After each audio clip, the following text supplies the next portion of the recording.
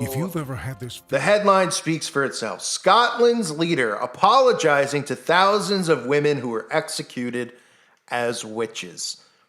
Yeah, you read that right. Because now, of course, that witches and Satanists are being outed around the world and people are becoming aware of their existence. So they're trying to tell you that they don't really exist and they want an apology for being persecuted against. You can't make it up. The witches want apologies from government and from people around the world. And, well, they're going to get it because that's exactly what just occurred in Scotland. The Scottish leader, Nicola Sturgeon, offered an apology to thousands of women who were convicted and often executed for being witches hundreds of years ago, as her government considers whether to make misogyny a modern-day crime. Speaking to the Scottish Parliament, which you'll hear in a second, in a debate to mark International Women's Day, Miss Sturgeon said she was acknowledging what she called a colossal historic injustice. That's why I want to focus the remainder of my remarks today on two issues, one deeply historic and one contemporary, but linked by that common thread of misogyny.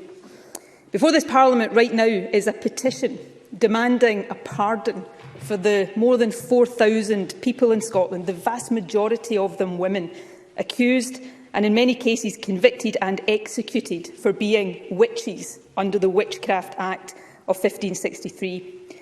Those who met this fate were not witches, they were people, and they were overwhelmingly women. At a time when women were not even allowed to speak as witnesses in a courtroom, they were accused and killed because they were poor, different, vulnerable, or in many cases, just because they were women. It was injustice on a colossal scale, driven at least in part by misogyny in its most literal sense, hatred of women. The pardon the petition calls for would require this Parliament to legislate, and in future this Parliament may choose to do so. But in the meantime, the petition also calls for an apology. After all, these accusations and executions were instigated and perpetrated by the state. And so today, on International Women's Day, as First Minister on behalf of the Scottish Government, I am choosing to acknowledge that egregious historic injustice and extend a formal posthumous apology to all those accused, convicted, vilified or executed under the Witchcraft Act 1563. Now, some will ask why this generation should say sorry for something that happened centuries ago, though it might actually be more pertinent to ask why it has taken so long. But for me, there are three reasons. Firstly, acknowledging injustice, no matter how historic, is important. This Parliament has issued, rightly so, formal apologies and pardons for the more recent historic injustices suffered by gay men and by minors. We're currently considering a request for a formal apology to women whose children were forcibly adopted.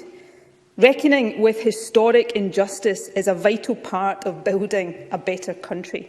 So too is recognising and writing into history what has been for too long erased, the experiences and the achievements of women. Second, for some, this is not yet historic.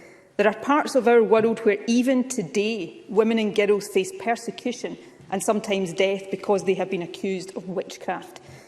And thirdly, fundamentally, while here in Scotland the Witchcraft Act may have been consigned to history a long time ago, the deep misogyny that motivated it has not. We live with that still. Pretty interesting, right? And what is that amazing verse in the Bible about not suffering a witch to, I don't know, fill in the blank for the algorithm? Let's listen to Scotland's leader, because with the world crumbling before our eyes, this is, of course, important to get the apology out to the witches who are apparently no longer here. Well, obviously a witch herself, so why wouldn't she be doing this? And of course, the descendants of these witches are still here. They're in positions of power. I mean, you could name an organization and you could find connections to witchcraft and Satanism. I've covered it so many times. I mean, the first one that comes to mind is the Red Cross, one of the greatest scams ever created. The Red Cross, of course, has ties to Satanism, witchcraft, and the occult, right from the founder. That must be a coincidence too. And what is it that they love to do so much? Oh, they love to get blood donations, right? Because, you know, they're really helping people out. You know what I mean? So The witches are getting an apology here.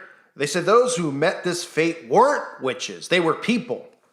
And they were overwhelmingly women at a time when women weren't even allowed to speak as witnesses in a courtroom. They were accused and killed because they were poor, different, vulnerable, or in many cases just because they were women.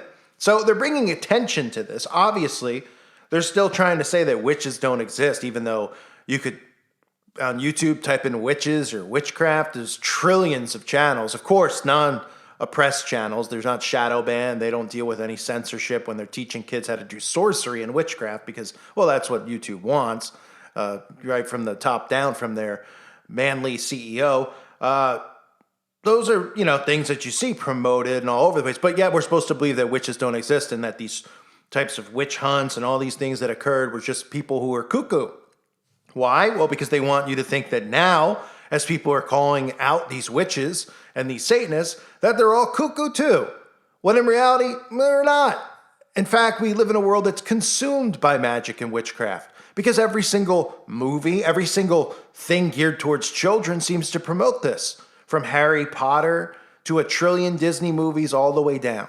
It's about magic, magic, magic. Star Wars, probably the most popular MK Ultra film ever created, where the dork fest of people who are just obsessed with it and follow it, try to tell themselves it has nothing to do with witchcraft. What do you think the Force is? Huh? Oh, is it just something they pulled out of their anus? I mean, what do you think it is? Right? It's really just unbelievable how people just refuse to see this stuff. They flat out tell you what's going on. They flat out tell you witches exist. And then when things like this, they bring it up. And they're saying these poor witches were persecuted, just like they're being persecuted now by people like the Call for an Uprising, who call out witches all the time and call out Satanists all the time. We need to protect our witches. That's how ridiculous this is getting. So from the first execution in 1479 to the last in 1727, at least 2,500 people were killed as a religious fervor whipped around Europe and North America during the Reformation and the centuries that followed. Accusations of devil worship and witchcraft in some instances became a means to settle scores or obtain land. The purge was especially taking place in Scotland, where more people per capita were executed than anywhere else in Europe. This is the Wall Street Journal, by the way. This is not, I'm not pulling this from some blog website. This is the Wall Street Journal. Now, of course, you can question the credibility, but you can't question how many people actually read the Wall Street Journal. There's USA Today, there's the Wall Street Journal. These are the most popular news sources for people out there who are completely brainwashed. And of course, everything in these things are inverted. Pretty much everything you read in these newspapers, you might as well believe the opposite because it's nothing but propaganda. So here they are coming out talking about, oh, the poor witches. Oh, witches were persecuted. Oh, my goodness. The crazy religious people were doing this to witches. We need to stop this from ever happening. Oh, witches. Why? Well, why would you just suddenly bring attention to it? If it weren't for the fact that so many people are becoming aware of the actual existence of witches and Satanists, because channels like this and people who listen to this channel are pointing it out to people in their lives, and people are seeing it because they're not stupid, because these people are flat out admitting to being witches. You have Jennifer Aniston flat out admitting to being a witch. Gwyneth Paltrow, all these celebrities admit to it, right? Remember with Donald Trump, when Donald Trump was in office, they were doing, famous celebrity women were coming out saying they were doing witchcraft on Donald Trump. I'm mentioning it not for anything to do with Donald Trump, for the fact that nobody was caring about, wait a minute, what? There's witches? Lana Del Rey is an open witch? Oh, yeah. Yeah, nobody was going, they were more caring about, oh, poor Donald Trump. And instead of going, wait a minute, whoa. These people are admitting to being witches? Oh, yeah, they're admitting it. They admit it in the movies. They admit it in their music videos. They admit it on their Twitter accounts. And nobody seems to care. So the article says, but while many of the 19 people executed in Salem, Mass. were cleared in the years following the witch trial there, it is only relatively recently that a systematic effort to document the execution has gained momentum in Europe and Spain. Parliament in January passed a resolution to pardon hundreds of women who were tortured and executed as witches between the 15th and 18th centuries. I mean, there's no other reason to bring attention to something from the 1400s where we have all this insanity going on around us every day that they're creating in the news, that Parliament would take the time, waste the time to do this, other than the fact that they want to start bringing sympathy upon witches again in today's culture. They want people, oh, really? Oh, witches do exist? Oh, but they're just people. They're not they're just people. They like crystals in their home. Most of them actually are Christian because Christians have just given into this new age Christianity and spiritualism that they practice witchcraft and don't even care because they think people like me are nuts because they like it. They like their stones. They like their sages. They like to do all this crap that's associated with witchcraft. And then they like to go, yeah, but God doesn't care, even though, the Bible pretty much talks about it. I said the quote before. I could say it again if anybody out there wants to hear it. It's one of the best out there. Thou shalt not suffer a witch to fill in the blank. Fill in the blank. That would be considered, hate speech. So got to be careful with that because we don't want to hurt any feelings of the witches out there. So they say, well, here in Scotland, the Witchcraft Act may have been co-signed in history a long time ago. The deep misogyny that motivated it is not. We live with that still. Today it expresses itself not in claims of witchcraft, but in everyday harassment, online threat, and I can't say those words, and violence. Oh, really? I cover Satanists and witches all the time, and it's nothing to do with anything like that. Just telling you that they're here and they exist, and it seems that it seems like they're pretty protected to me. We're all having a tough time exposing them at this point. But, let's bring them more rights.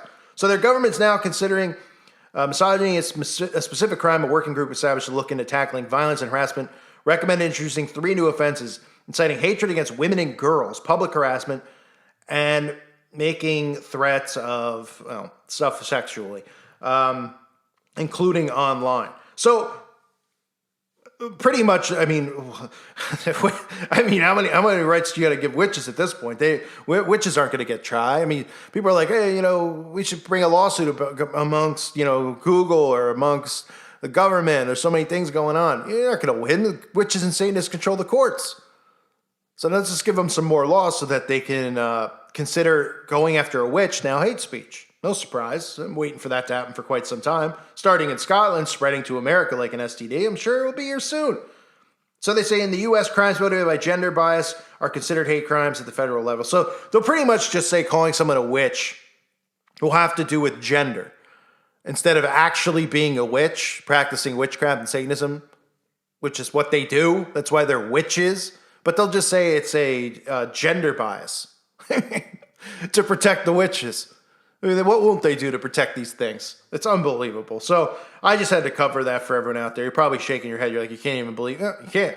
The people who used to, how do I word this properly? Who used to find witches and, things would happen to witches. It wasn't because they didn't like how they looked, even though I'm sure they didn't. A lot of it had to do with what they were doing. The things they were accused of doing involving youngsters and things like that. That's why this occurred. But we know they rewrite history, so why would anyone believe it, right? Because